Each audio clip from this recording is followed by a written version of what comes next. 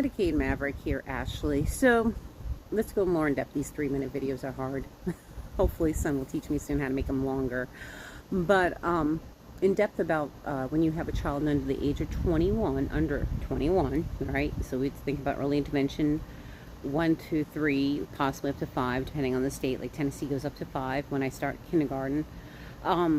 Let's think about how does my sick child qualify for Medicaid. So their assets, your assets don't count. Your earnings don't count in that sense. You keep commercial insurance on, they prefer that.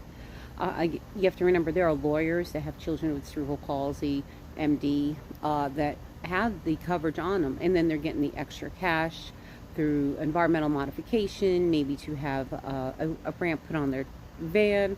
Maybe they're getting the walk-in shower scenario, so you can roll your kid into there.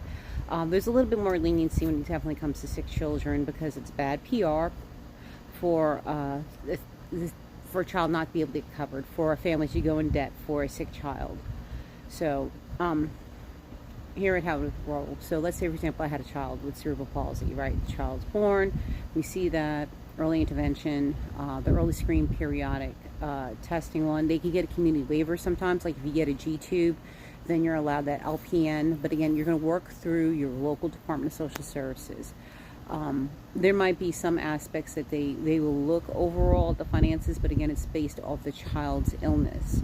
You know, being that, oh, this is a particular scenario, maybe like Kate Beckett was the waiver over in Tennessee, again, that G-tube scenario, cerebral palsy in that wheelchair, and then, or, you know, over in Virginia side, maybe you're looking at the CCC plus waiver for a child, that's possible, or early screen periodic diagnostic testing. Are we having private duty nursings come in? So these are things that we think of when we think of our sick child. So let's think about the environmental modification. Let's say we got all this stuff done and we need that wheelchair ramp for our child so they could get the wheelchair and go up there. Because I know at least in Virginia we got the pushback like, oh, have your managed care do that, because they're pushing them to managed care if you're Medicaid.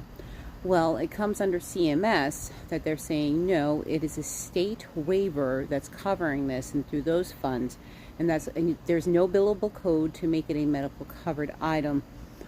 And then on top of that, it also tells you, at least in the Virginia laws, what statute does cover these environmental mods. If you're having a hard time getting these environmental mods or assistive technology, put your state, child's age, even if you're an adult, and I can look into it and see what we could do to help you. It's free, obviously, just trying to help those out there. Thank you. Leave your questions in the